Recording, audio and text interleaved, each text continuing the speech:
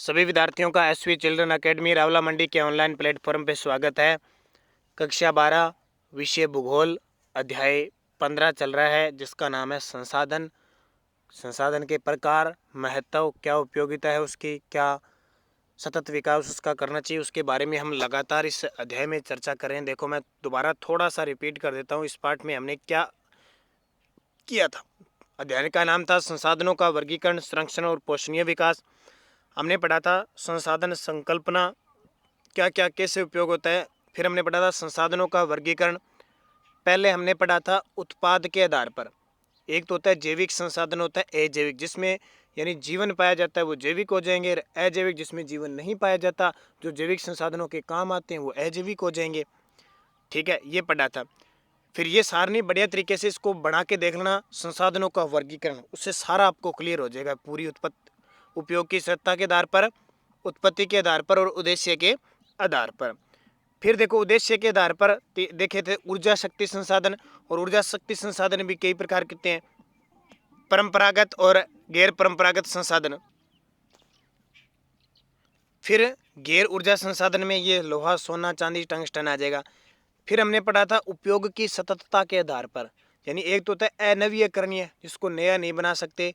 अब नया नहीं बना सकते तो उसका ही दूसरा नाम क्या हो गया? समाप्य संसाधन। यहाँ बहुत सारे विद्यार्थी कंफ्यूज हो जाएंगे, किसमें? गैर परंपरागत, परंपरागत, अनवीयकरणीय, नवीयकरणीय, समाप्य, असमाप्य। तो सीधा याद रखना भी, जिसको नया नहीं बना सकते तो वो समाप्त होगा, तो इसी का नाम क्या हो गया? अनवीयकरणीय या समाप्य संसाधन। दूसरा नवीयकरणीय, अब नया बना सकते हैं, इसके मतलब वो समाप्त नहीं होगा, तो असमाप्य हो गया। फिर हमने पढ़ा था स्वामित्व के आधार पर, व्यक्तिगत, जिसमें एक व्यक्ति का अधिकार होता है, राष्ट्रीय, देश का अधिकार होता है, अंतर्राष्ट्रीय, विश्व संगठन, यानी पूरे विश्व का अधिकार होता है, वो चीज। फिर हमने पढ़ा था संसाधन संरक्षण, संसाधनों का संरक्षण कैसे किया जाए, सारी चीज पढ़ी थी। जैसे एक सबसे बढ़िया उदाहरण, तांबे के स्थान पर हम किसका उपयोग करने लगे? एल्यूमिनियम का, वो चीजें पढ़ी थी। फिर संरक्षण की आवश्यकता क्यों है? क्योंकि हमें जल चाहिए, वायु चाहिए, भूमि चाहिए, सब इनको प्रदूषित करने से रोकना पड़ेगा। फिर हमने संरक्षण, संसाधन संरक्षण की समस्या, कि क्या क्या समस्या है, जैसे आने वाले समय में पेट्रोलियम, कोयला, अगर इनका इसी तरह उपयोग करते रहे तो ये समाप्त हो जाएंगे। फिर उत्तरदायी कारण, हमने सबसे बड़ा कारण ध्यान रखना कि जनसंख्या विस्फोट है। जैसे जैसे जनसंख्या बढ़ेगी उसकी तो जरूरत पड़ेगी। वैज्ञानिक आविष्कार हो रहे हैं, जो पश्चिमी संस्कृति है उसको व्यापक रूप से अपनाया जा रहा है, और ज़्यादा से ज़्यादा मनुष्य होड़ में लगा हुआ है कि मैं इससे ज़्यादा कर लूँ, मैं इससे ज़्यादा कर लूँ, मैं इससे ज़्यादा विकास हो जाऊँ, मेरे पास इतना पैसा हो, मेरे पास वो, तो उसकी होड़ में वो संसाधनों का ज़्यादा से ज़्यादा उपभोग कर रहा है। ठीक है, तो ये चीज़ें हमने पढ़ी थी। फिर संसाधन संरक्षण के ये उपाय पढ़े थे। एग्जाम में संसाधन संरक्षण के 4 या 5 उपाय पूछे जा सकते हैं। हालांकि 10 नहीं पूछेंगे, लेकिन 2 पूछ सकते हैं, 3 पूछ सकते हैं, 4 पूछ सकते हैं। ठीक है, तो ये संसाधन आप बढ़िया तरीके से पढ़ लेना, ये 10 के 10। अब हम पढ़ते हैं पोषणीय विकास, कि संसाधन का पोषणीय विकास कैसे करना है, उसकी चर्चा हम अब पढ़ते हैं।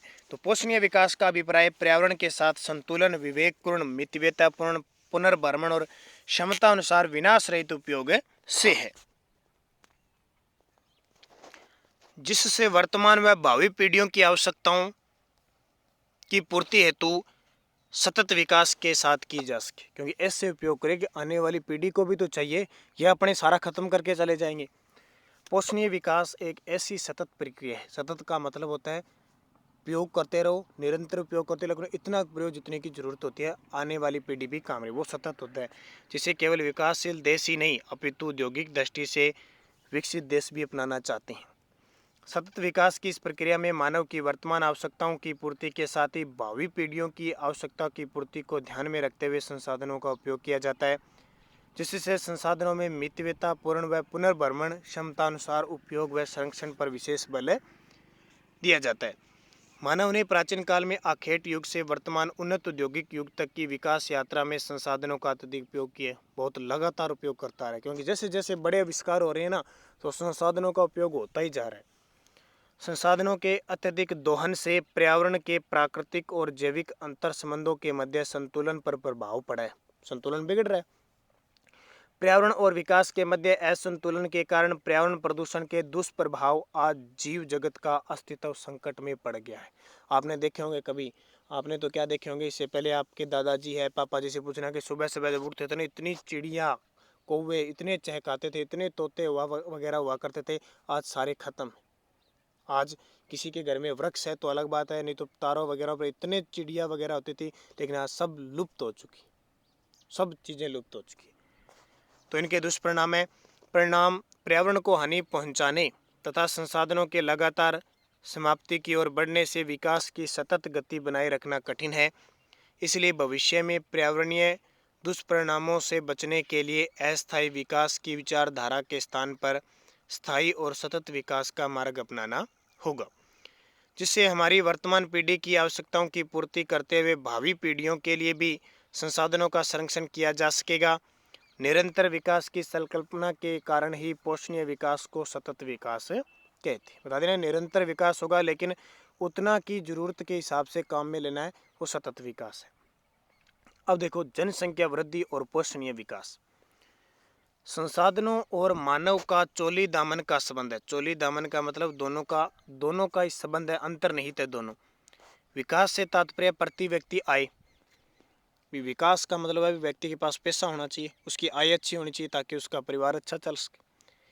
औद्योगिक व कृषि उत्पादन में वृद्धि हो, समृद्ध परिवहन हो, अच्छा संसाधन हो, उन्नत सूचना प्रौद्योगिकी हो, स्वच्छ पेयजल हो, शुद्ध वायु हो, आरामदेह आवास हो, आवश्यकता अनुसार वस्त्र होने चाहिए, स्वादिष्ट और पौष्टिक भोजन मिलना चाहिए। ऐसे नहीं रोज की जलेबी रसगुल्ले मिलते हो, बस व्यंजन होना चाहिए। आधुनिक चिकित्सा यानी अच्छी चिकित्सा जिससे बीमारी को ठीक किया जा सके। शिक्षा, अच्छी गुणवत्ता की शिक्षा होनी चाहिए। मनोरंजन के साधनों की प्रचुर मात्रा में उपलब्धता से उपयुक्त सुविधा संपन्न देशों का मानव विकास सूचकांक, यानी मानव विकास सूचकांक 3 चीज़ों पर आधारित होता है, ध्यान रखना। एक तो प्रति व्यक्ति आए, पीछे पढ़ के आगे हम प्रति व्यक्ति आए, शिक्षा और स्वास्थ्य। उपयुक्त सुविधा संपन्नों में देखो, मानव विकास सबसे ज़्यादा नॉर्वे का है, यानी 1 पॉइंट से 1000 के पीछे निकल जाता है, 0.1000 से। तो नॉर्वे में देखो 944 टॉप पे है। ऑस्ट्रेलिया में 935, 0. स्विट्जरलैंड में 0.930 है। भारत का देखो 0.609, यानी लगभग 60-65% है। इसका मतलब भारत पीछे 130वां स्थान है। निम्नतम स्थान देखो नाइजीरिया, सेंट्रल अफ्रीकन रिपब्लिक देश, इनका तो बुरा ही हाल है। यहाँ तो पढ़े लिखे बिल्कुल ही नहीं है, 20-30% है। विश्व का मानव सूचकांक 0.711 है, यानी विश्व का, उससे भी हम नीचे हैं। इन देशों के नागरिकों ने प्राकृतिक और जैविक संसाधनों का विवेकपूर्ण दोहन कर राष्ट्रीय संपत्ति की वृद्धि कर जीवन समृद्ध बनाया है।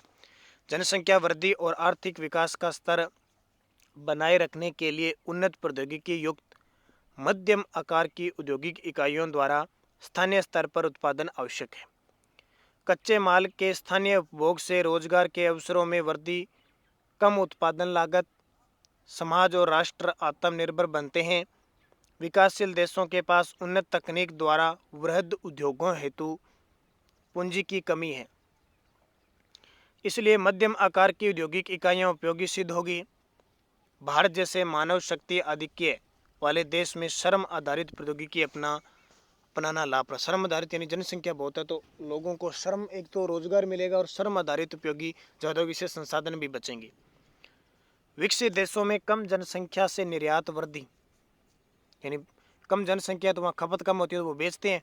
और विकासशील और अविकसित देशों में जनाधिक्य यानी जनता ज़्यादा है तो व्यापार निर्यात व्यापार में कमी से जीवन स्तर का अंतर बढ़ता जा रहा है। एक तो हमारा भारत है, हमें वस्तु खरीदनी पड़ती है, एक अमेरिका है वो वस्तु बेचता है, क्योंकि देखो हमारे 1 अरब 30 करोड़ के आसपास जनसंख्या, और अमेरिका में सारी 30 करोड़ है, तो है ना। विकसित देश अधिक उन्नत और समृद्ध होते जा रहे हैं और विकासशील और अविकसित देश निरंतर गरीबी और भूखमरी के शिकार होते हैं, क्योंकि वहाँ तो जनसंख्या बढ़ रही है।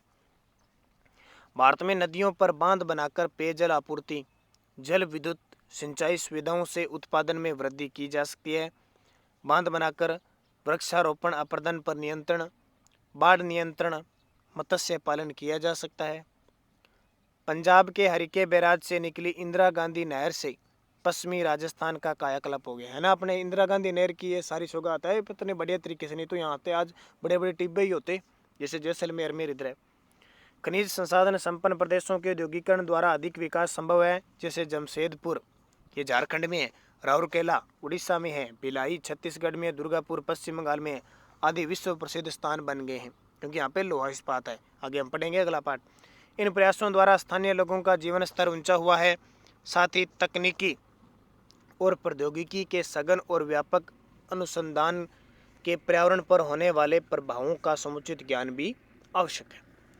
उक्त प्रयासों के साथ ही संसाधन संरक्षण की विधियां, जनसंख्या पर प्रभावी नियंत्रण, नियोजन में समग्र दृष्टिकोण, जैविक संतुलन, नवीकरणीय संसाधनों का अधिक उपयोग, वैकल्पिक संसाधनों की खोज, प्राथमिकता के आधार पर उपयोग, कृत्रिम वस्तुओं का उपयोग, उन्नत और परिष्कृत तकनीक का उपयोग, पुनर्चक्रण संसाधनों का बहुउपयोग और अधिकतम विकास के साथ आवश्यक विकास पर बल देना आवश्यक है। इसमें ही मानव का कल्याण है निहित है। ये पाठ आपका संसाधन पूरा हुआ। अब अभ्यास प्रश्न देखो, निम्न में से जैविक संसाधन कौन सा है? अब जैव जिसमें जीव पाया जाता है तो जाहिर सी बात है खनिज नहीं है, पेट्रोल नहीं है, हवा नहीं है, तो सही उत्तर क्या हो जाएगा? पशु। अजैविक संसाधन का उदाहरण अब देख लो, वन, समुद्री जीव, मनुष्य, इसमें क्या है? सजीव है ये, तो कोयला नहीं है, ध्यान रखना। अजैविक है ना कोयला, जिसमें इसमें जीव नहीं है।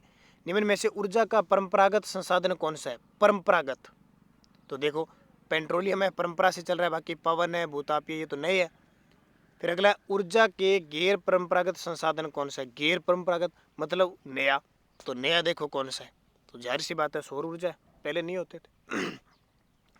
संसाधन संरक्षण में बाधक तत्व कौन सा है? तो सबसे बड़ा है तीव्र औद्योगिकरण और नगरीकरण, सबसे बड़ा है। पोषणीय विकास से आश्रय है तो संसाधनों का सतत उपयोग करना। संसाधन से आप क्या समझते हैं? मानव को संसाधन का जनक क्यों कहते हैं? क्योंकि मानव सारी वस्तु उपयोग करता है। संसाधन संरक्षण क्यों आवश्यक है? संसाधन संरक्षण में बाधक 4 कारण हैं। जैविक संसाधनों के 4 उदाहरण, तो ये सारे आप पढ़ लेना। और अभी आपको पता है 10वीं क्लास का टेस्ट चल रहा है, जल्द ही आपके टेस्ट भी शुरू हो जाएंगे। तो जैसे ही टेस्ट शुरू हो जाएंगे आपको ध्यान रखना, आपके टेस्ट हर रोज़ जैसे ही टेस्ट होंगे आपको विवरण दे दिया जाएगा। इन पाठों का टेस्ट होगा, पहला टेस्ट इतने का, दूसरे का इतने का, तो आप उसी हिसाब से इसको पढ़ लेना। तो ये पाठ आपका पूरा हो गया। कल से हम अगला पाठ पढ़ेंगे जैविक और अजैविक संसाधन। संसाधन ही है, वहाँ तो हमने शॉर्टकट में पढ़ा था ना जैविक कौन से अजैविक, यहाँ पूरा विवरण पढ़ेंगे जैविक अजैविक, पशुओं में, जीव जंतुओं में, सब में। ठीक है, तो ये आपका पाठ हो गया पूरा। अब कल हम पढ़ेंगे 16 नंबर पाठ।